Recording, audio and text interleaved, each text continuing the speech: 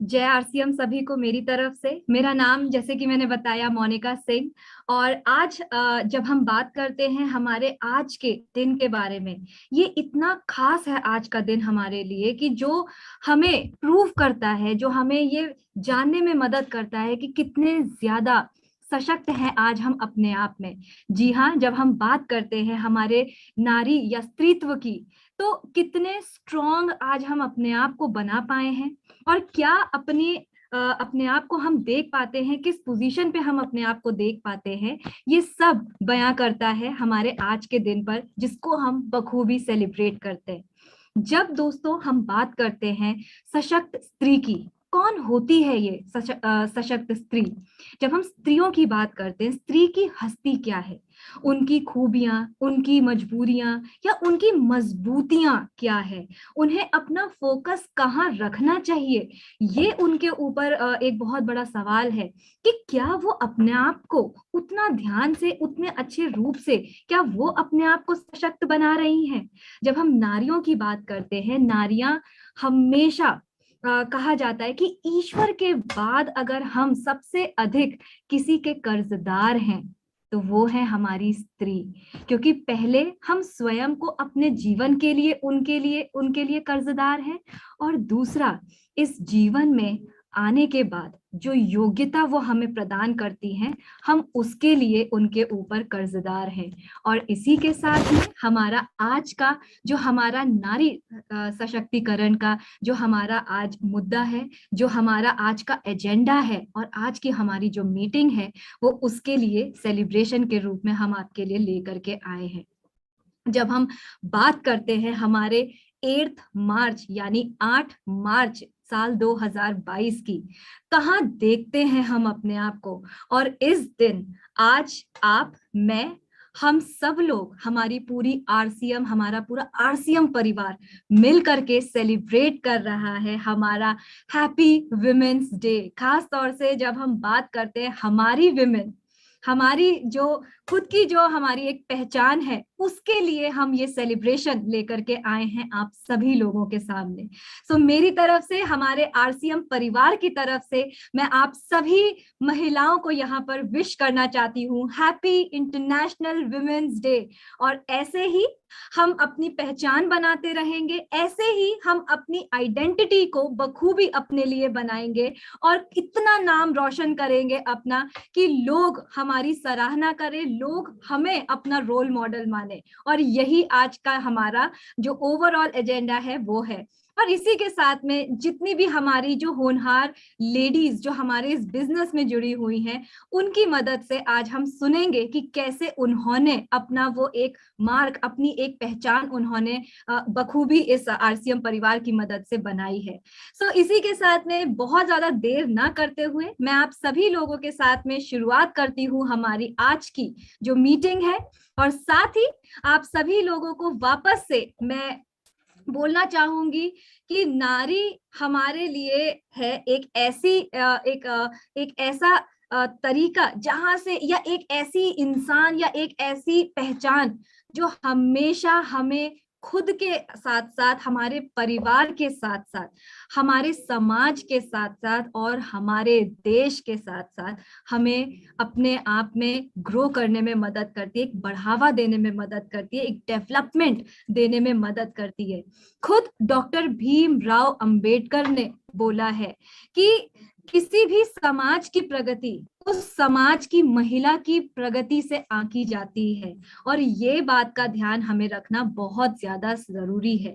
जब हम एक स्त्री की बात करते हैं, स्त्री की समाज की जो कुशलता है वो हमें ध्यान रखना जरूरी है। क्योंकि एक पुरुष को जब, अगेन मैं आप लोगों के साथ में ये बात जरूर कहना चाहूंगी कि जब कहा जाता है कि एक पुरुष को पढ़ाया जाता है या उसको शिक्षा दी जाती है, तो ये ध्यान रखें कि वो सिर्फ उस पुरुष तक होती है, पर वहीं अगर एक महिला को शिक्षा दी जाती है तो वो एक पूरी पीढ़ी के लिए बहुत ज्यादा लाभकारी होती है, क्योंकि वो एक पूरी पीढ़ी को तैयार करती है, एक पूरी जेनरेशन को वो आगे बढ़ने पर और उसको योग्य बनाने पर हमेशा तैयार रहती है।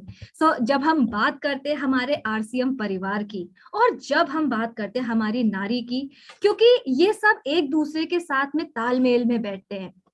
नारी एक सबसे बड़ा इम्पोर्टेंट रोल प्ले करती है अपने परिवार में और अपने ओवरऑल समाज में, क्योंकि नारी एक ऐसी सशक्तिकरण को लेकर के आती है, चाहे वो हमारे प्रोडक्ट का इस्तेमाल करना हो या उन प्रोडक्ट्स को घर में सही तरीके से लोगों तक पहुंचाना हो, घर घर में पहुंचाना हो। और इसीलिए जब हम आरसीएम परिवार की बात करते हैं, आज आप जैसे देख सकते हैं कि हमारे आरसीएम परिवार में इतने सुंदर, इतने बेहतरीन, इतनी अच्छी क्वालिटी के जो प्रोडक्ट्स आज हमारे पास में अवेलेबल हैं। ये हर एक प्रोडक्ट हमें मदद करता है, ना कि सिर्फ हमारे खुद के लिए, लेकिन हमारे परिवार और हमारे समाज का उद्धार करने के लिए। जब हम बात करते हैं हमारे स्वेच्छा के कैटेगरी की या स्वेच्छा प्रीमियम के कैटेगरी की, ये कैटेगरी हमें मदद करती है हमारे स्वास्थ्य को अच्छा ध्यान रखने के लिए। जब हम बात करते हैं ऑथेंजा, जो हमारी पर्सनैलिटी, हमारे व्यक्तिगत को निखारने का काम करती है। अगर हमें हमारे दांतों को भी मजबूत रखना है तो कैविगो हमेशा हमें मदद करता है। या फिर अगर हम अंदरूनी अंतर स्वास्थ्य की बात करें तो हमारा हेल्थ गार्ड ऑयल से अच्छा प्रोडक्ट और कोई हो ही नहीं सकता, जो हमारे खुद के स्वास्थ्य के लिए और साथ ही साथ हमारे परिवार के स्वास्थ्य के लिए सबसे ज्यादा लाभकारी हो। चाहे कीसोल के प्रोडक्ट्स हो, एक नारी को एक सुंदर, एक अच्छा सा पर्सनालिटी बनाने के चलते, या फिर उसकी इंस्टेंट खामियों को छुपाने के चलते, या फिर अगर पूरे शरीर की बात करें, पूरे बॉडी के ध्यान की बात करें, तो हमारी सियोना, व्योमिनी या नाइसा की रेंज की बात हो। अगर हम बात करते ओवरऑल हमारे चॉइस की कि हम क्या चूज करना चाहते हैं, उसमें आज अगर सबसे बड़ा और सबसे महत्वपूर्ण रोल अगर कोई प्ले करती है, कोई अदाकारा कोई रोल प्ले करती है, तो वो है हमारे घर की महिला। और यही चॉइसेस वो महिला लेती है कि उसके परिवार के लिए, उसके समाज के लिए सबसे ज्यादा जरूरी क्या है। चाहे वो स्वास्थ्य हो, सुंदर दिखना हो, या फिर बहुत ज्यादा आगे अपने बिजनेस को ग्रो करना हो, या खुद के डेवलपमेंट के लिए, खुद को अच्छा फील कराने के लिए करना हो, या फिर अपने किचन की रानी बनना हो। तो ओवरऑल हर एक प्रोडक्ट आज जो हमारे आरसीएम परिवार से आपके लिए जो लाया है इतनी बेहतरीन क्वालिटी में, वो हर एक क्वालिटी को खुद नारी जांच परख करके आपके सामने लेकर के आती है और बखूबी एक बहुत ही अच्छा प्लेटफॉर्म आपके लिए तैयार करती है इस बिजनेस में आगे बढ़ने के लिए। जब हम बिजनेस की बात करते हैं, आज हमारे पास में एक ऐसी ही बहुत ही ज्यादा एम्पावर्ड, बहुत ही ज्यादा पावरफुल लेडी मौजूद है जो हमें बताएंगी। और अगर मैं इनकी तारीफ में आपके लिए बात करूं तो ये न्यूट्रीचार्ज का बहुत ही शानदार बिजनेस करती हैं। साथ ही साथ जब हम बात करते हैं हमारे वीर और वीरांगना, तो बहुत ही बखूबी इन्होंने इस क्लब को बहुत अच्छे से प्रमोट किया, उसका प्रचार किया, और उसके अंतर्गत इन्होंने अमेजिंग तरीके से बहुत सारी वीरांगनाओं को खास तौर से क्रिएट किया है, बनाया है, और एक बहुत ही मजबूत बिजनेस इन्होंने अपने लिए तैयार किया है न्यूट्रीचार्ज के अंतर्गत। बहुत ज्यादा देर ना करते हुए मैं आप सभी लोगों की जोरदार तालियां और जोरदार एक्साइटमेंट के साथ में बुलाना चाहूंगी नन अदर देन हमारी Manisha Mishra ji. Over to Manisha ji.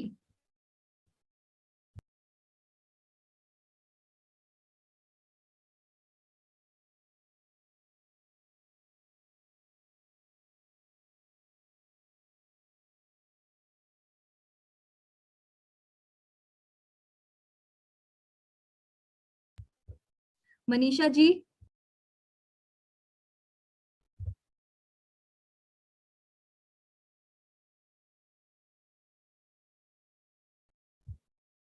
Okay, so Manisha ji जब तक आ रही हैं तब तक मैं आप सभी लोगों को ये भी बताऊं कि कितना अच्छा और कितना शानदार बिजनेस है हमारे आरसीएम का। और ये जो शानदार बिजनेस है ये हमें एक ऐसी अपॉर्चुनिटी देता है, खास तौर से जब हम महिलाओं की बात करते हैं, एक ऐसी अपॉर्चुनिटी देता है जहां पर आप अपने घर का हर एक जरूरत का सामान आप यहाँ पर ले पाती हैं। हर एक चीज आपके लिए यहाँ पर अवेलेबल है। एंड सिर्फ इतना ही नहीं, जब हम बात करते हैं कि हमारे घर की जरूरतें क्या है, तो हमारी घर की जरूरतें बहुत सारी हो सकती हैं। सबसे पहले कि हमारे घर को साफ सुथरा हमें कैसे रखना है, चाहे वो किचन हो या किचन के साथ साथ हमारे पूरे ओवरऑल घर की सफाई हो, या फिर हमारे खुद की पर्सनल केयर की बात अगर हम करें तो हमारा ओवरऑल पर्सनल केयर हम कैसे कर सकते।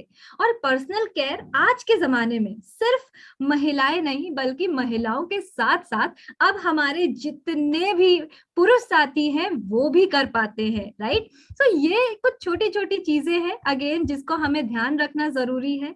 और यही हमारी महिलाओं को बनाता है एक स्मार्ट चॉइसर, कि उनकी स्मार्ट चॉइसेस के कारण वो अपने समाज को और अपने परिवार को एक बहुत ही बेहतरीन तरीके से, एक शानदार तरीके से उनको आगे लेकर के जाती है और उनको एक अच्छा हेल्दी लाइफस्टाइल लेने में भी मदद करती हैं। तो चलिए देखते हैं कि क्या हमारे पास में हमारी जो मनीषा जी हैं वो आ चुकी हैं या नहीं। मनीषा जी।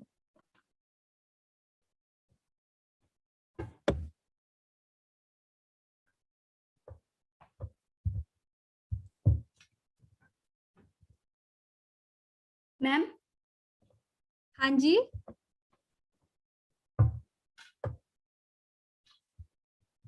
मोनालिसा आप कुछ बोल रहे हैं? जी मेरे पास अनम्यूट का ऑप्शन आया। Okay, alright. So I would request कि मोनालिसा 2 मिनट आप अगर हमें कुछ अपना एक्सपीरियंस बता सके कि कैसे आप इतना अच्छा और बेहतरीन काम कर पा रहे हैं। जी सभी को जय आरसीएम। गुरुजनों को चरण स्पर्श करते हुए और सभी साथी से बढ़िया मुस्कुराहट के आशा से, बढ़िया स्माइलिंग के साथ हम सभी से परमिशन चाहेंगे 2 मिनट मेरे बात मतलब सुनने के लिए। तो पहले 2 लाइन सुनाना चाहती हूँ। तू कितनी अच्छी है, तू कितनी प्यारी है, भोली भाली है माँ, ओ माँ। मेरे जन्मदात्री माँ और लक्ष्मी भाभी मेरी माँ समान है। और मैं जिनको आइडियल मानती हूँ, रिस्पेक्टेड प्रियंका छाबड़ा मैम और मनीषा मैम को चरण वंदना, और रिस्पेक्टेड टीसी सर, और मेरे पिता जन्मदाता जो पिता है उनको चरण स्पर्श, और मेरे भाई रिंकू कुमार झा सर, उनको भी हम पिता के समान ही देखते हैं। उनको चरण स्पर्श करते हुए मैं मेरा आज का प्रोग्राम शुरू करना चाहूंगी। मैं मोनालिसा पोद्दार मालदा जिला वेस्ट बंगाल से बिलोंग करती हूँ। मोनालिसा जी, जैसे कि आपने इतना अच्छे से इंट्रोड्यूस किया, आपको मैं बता दूं कि जैसे ही आपने चरण स्पर्श किया वैसे ही मनीषा मैम भी आ गई हैं आज हमारे समक्ष। जी मैम। जी ओके, सो मैं बिना देरी किए वापस से बोलना चाहूंगी कि हमारे पास में आपके लिए एक स्पेशल सेशन बिल्कुल है मोनालिसा जी का, लेकिन उससे पहले हम जरूर चाहेंगे कि आप सभी लोग एक बार हमारी जो एक इतनी अमेजिंग लीडर है, none other than Manisha ji, please over to you Manisha ji. और आपके जो इम्पोर्टेंट कुछ ऐसे जो काम आप करती हैं, इतना ब्यूटीफुल काम आप न्यूट्रीचार्ज में आज आप कर रही हैं, तो प्लीज आप अपनी एक्सपीरियंस हमारे साथ में जरूर शेयर करें। सो मनीषा जी। Thank you so much. Thank you, Monica. Great to see you and great to meet you on this platform.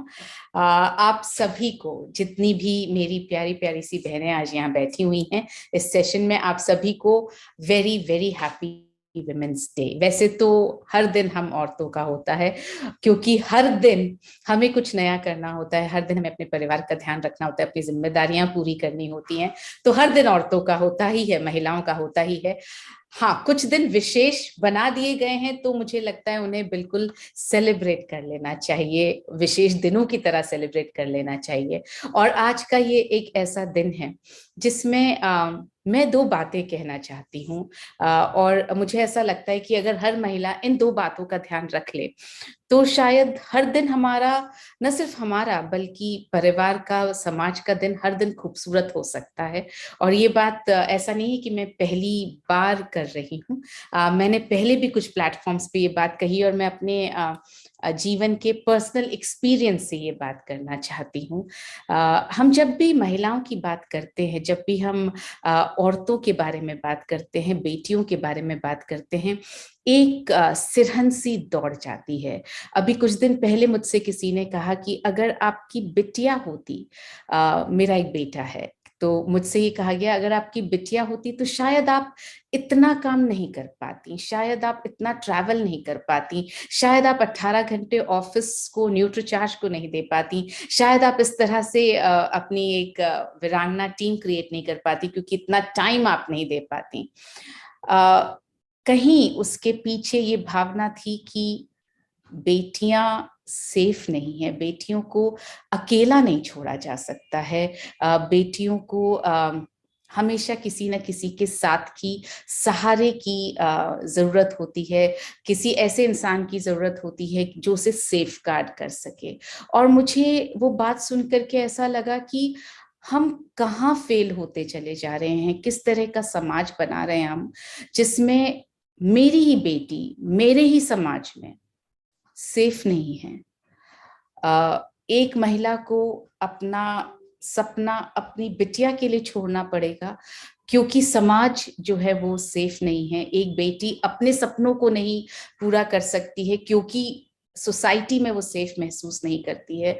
और हर बार मुझे ये लगता है कि सोसाइटी बनती किससे है, जिस समाज से हम डर रहे हैं वो समाज बन किससे रहा है? उन्हीं पुरुषों से, उन्हीं मर्दों से जो हमारे ही घर में तो पलते हैं, जिन्हें हम अपने बेटों की तरह पालते हैं। और कहीं क्योंकि संस्कार, वैल्यूज देने की जिम्मेदारी भी एक महिला पर ही, एक माँ पर ही है, तो कहीं मुझे ऐसा लगता है कि हम ये गलती कर रही हैं, हम ही महिलाएं ये गलती कर रही हैं कि बिटिया को हम कुछ अलग संस्कार के साथ पाल रही हैं, बेटों को कुछ अलग संस्कार के साथ पाल रही हैं। मैं ये नहीं कहती कि कोई भी माँ अपने बेटे को कुछ गलत करना सिखा रही है, लेकिन हम सही गलत करने पे डांट भी तो नहीं रहे हैं। जब हम गलत करने पे शांत हो जाते हैं तब हम कहीं ये बता रहे हैं उस बेटे को कि तुम ठीक कर रहे हो क्योंकि मैं शांत हूं, क्योंकि मैं तुम्हें रोक नहीं रही हूं। तो अगर बेटा घर के बाहर कुछ गलत करके आता है और आप रोकती नहीं है, आप सही नहीं करती हैं, तो आप कहीं बेटी को ये मैसेज दे रही हैं कि तुम तो जैसा मैं समझा रही हूँ, सिखा रही हूँ, तुम्हें वैसे ही रहना है। और बेटे को आप ये मैसेज दे रही हैं कि तुम आजाद हो, तुम कुछ भी कर सकते हो। तो कहीं जो समाज बन रहा है, जो सेफ नहीं है, उसकी जिम्मेदारी भी हम महिलाओं पर ही है। हम मम्मियों पर सबसे ज्यादा जिम्मेदारी है कि हम इस समाज को ऐसा बना पाए, अपने बेटों को ऐसा बना पाए कि हर बिटिया अपने बेटों के साथ, आपके बेटे के साथ चले तो वो अपने बेटे से भी, आपके बेटे से भी वो सुरक्षित महसूस करे। और क्योंकि आपका बेटा साथ चल रहा है इसलिए वो पूरे समाज से अपने आप को सुरक्षित महसूस करे। और सोचिए अगर हर बेटा हर बिटिया की इज्जत करने लगेगा, उसे सेफगार्ड करने लगेगा, तो कितना आसान हो जाएगा हर बिटिया के लिए बाहर जाके काम करना, अपने सपनों को साकार करना। कितना आसान हो जाएगा हर माँ को अपनी जिंदगी जीना, क्योंकि उसे चिंता नहीं रहेगी। मैं जब MBA करने का सोच रही थी तो मेरे फादर ने मुझसे कहा, तुम्हारा कहीं भी सिलेक्शन हो जाएगा, भेजूंगा नहीं। और जब मैं खुद एक माँ हूँ और इतनी सारी बेटियों से मैं मिलती हूँ, मेरी एक भांजी है जिसको मैं बहुत ज्यादा प्यार करती हूँ, तो जब मैं बेटियों की एक माँ की तरह सोचती हूँ तो मुझे लगता है मेरे फादर सही थे, क्योंकि डर है कहीं। और अगर ऐसा समाज हो जिसमें डर ना हो, जिसमें पता हो कि मेरी बेटी अगर घर से बाहर निकलेगी तो भी उतनी सुरक्षित है जितनी वो घर के अंदर है, तो सोचिए कितना खूबसूरत समाज हो जाएगा। तो क्या हम माताएं अपनी बेटियों के साथ साथ बेटों को ये संस्कार दे सकती हैं कि कैसे रहना है, कैसे प्यार से रहना है, कैसे बेटियों की इज्जत करनी है, कैसे उनका ध्यान रखना है। मैंने ये करने की कोशिश की है और मैं आज तक तो, आगे तो फ्यूचर मुझे नहीं मालूम, आज तक तो मैं ये गर्व के साथ कह सकती हूँ कि अगर मेरा बेटा किसी बिटिया के साथ चल रहा है तो मेरी बिटिया दुनिया की सबसे सेफ बेटियों में से एक है। वो न सिर्फ मेरे बेटे से सेफ है बल्कि वो समाज से भी सेफ है।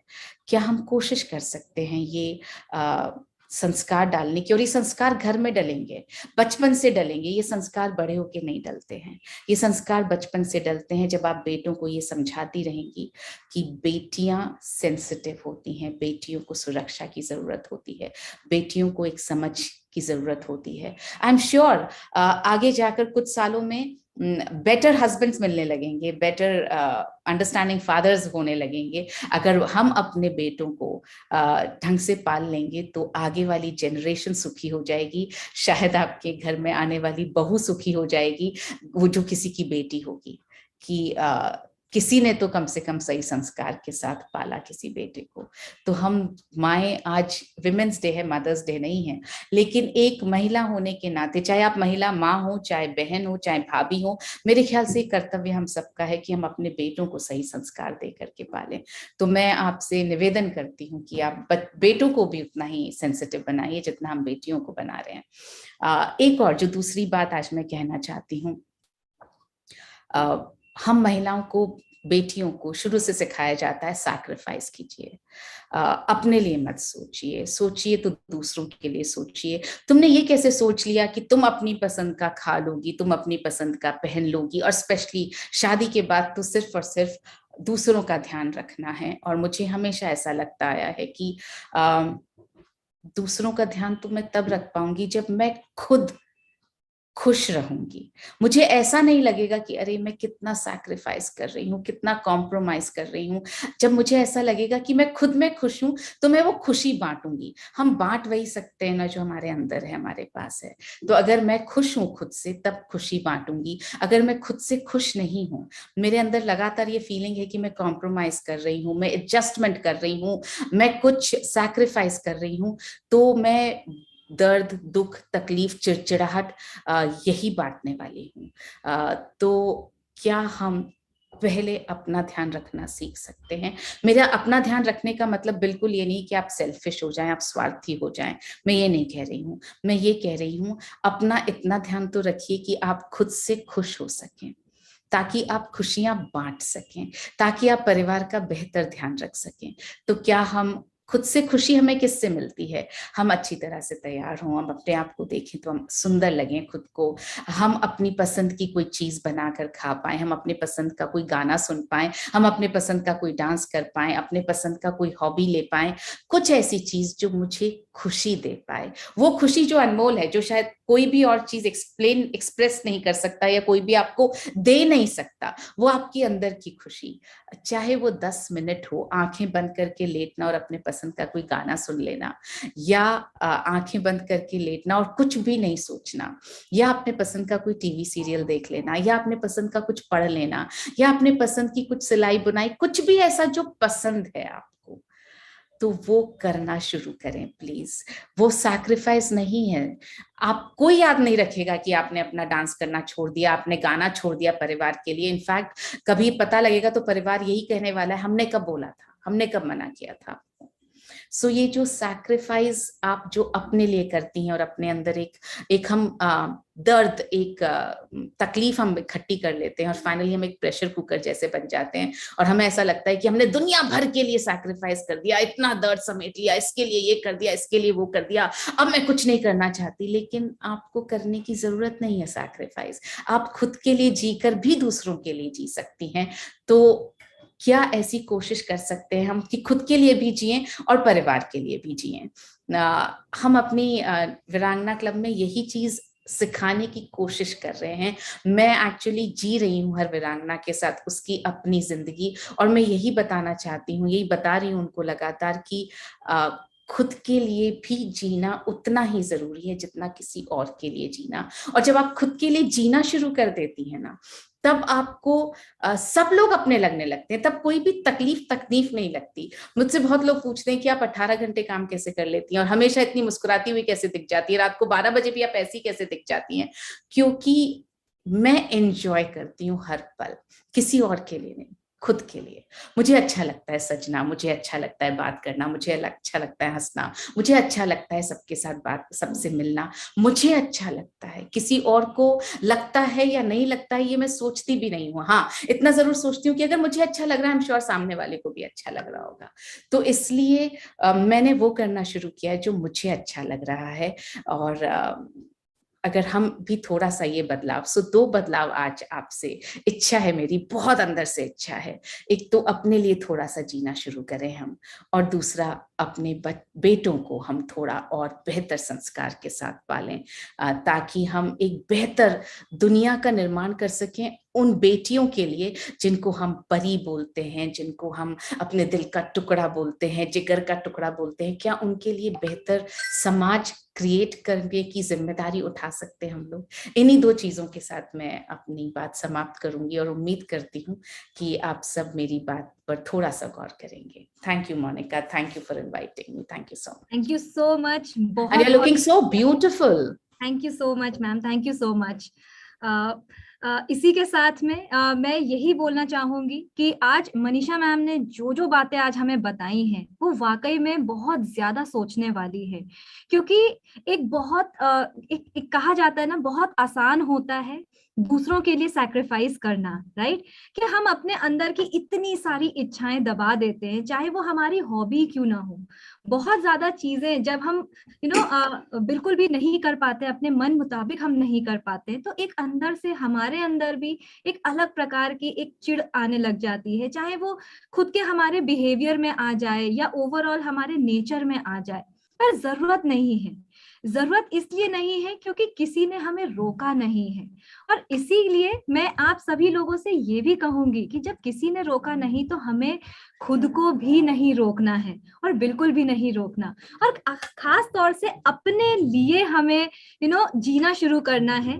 और इसी के साथ में आज हमारे साथ में मनीषा मैम के अलावा और भी ऐसी 2 बहुत ही स्ट्रॉन्ग लेडीज मौजूद हैं जो अपना अपना हमें एक अनुभव जरूर बताएंगी कि कैसे उन्होंने शुरुआत करी, क्या क्या तकलीफें उन्होंने अपने जिंदगी में सहन करी हैं, और उसके बाद में आज किस अच्छे मुकाम पर वो अपनी मेहनत से पहुंची हैं, अपने विश्वास से पहुंची हैं, और साथ ही साथ एक ऐसे विजन के साथ में पहुंची हैं जहां पर उन्होंने अपनी एक बहुत ही सुंदर पहचान उन्होंने अपने लिए तैयार करी है।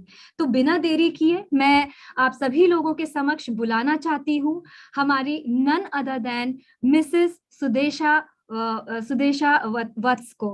सो जोरदार आपकी एक्साइटमेंट, जोरदार आपकी क्लैप के साथ में over to miss Sudesha Vats ma'am.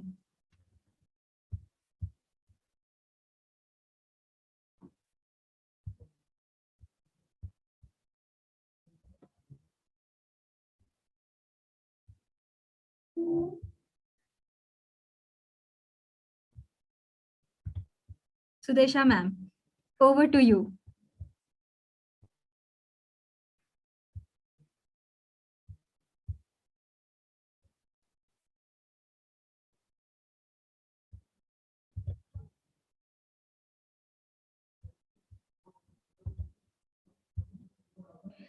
So due to कुछ टेक्निकल एरर्स थोड़े बहुत यहाँ पर होते रहते हैं, बट ये मैं आप सभी लोगों को पहले से ही बताना चाहूंगी कि जैसे मनीषा मैम ने ऑलरेडी हमें इतनी अच्छी चीजें बताई हैं। एक चीज जो मैं आप सभी लोगों के समक्ष वापस से बोलना चाहूंगी कि आज से ये जो 2 हैबिट्स मैम ने बताई हैं वो आप जरूर फॉलो कीजिए, क्योंकि ये एक ऐसी हैबिट है जो जब हमारे टीसी सर खुद जब कहते हैं कि हमें एक नए भारत का निर्माण करना है, तो ये उस नए भारत के निर्माण की शायद एक नींव हो सकती है जिसकी शुरुआत हम आज अपनी इन 2 आदतों के कारण कर सकते हैं। सबसे पहले एक तो खुद में खुश रहना, खुद में अपनी इच्छाओं को पूरा करना, और दूसरा हमारे बच्चों में एक ऐसे कल्चर को इनकलकेट करना, एक ऐसे कल्चर को बिठाना कि जिससे आज हम सब मिल करके अपने आप को एक साथ सशक्त बनाएं।